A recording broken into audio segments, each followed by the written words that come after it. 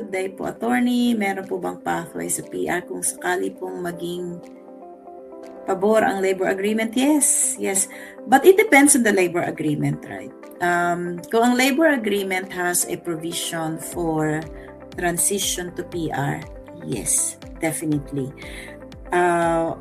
Nowadays, most of the labor agreement do have transition to PR.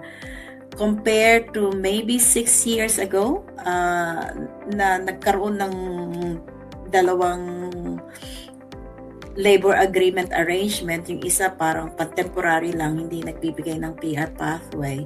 Yung isa naman temporary to PR pathway.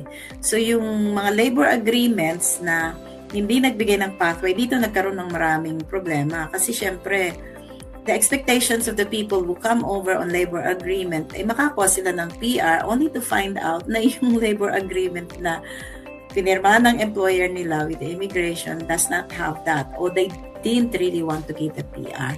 So, pero ngayon bihira na ako nakakita ng labor agreement na walang PR pathway, but it is still worthwhile to check with the employer kasi ang labor agreement is an instrument or a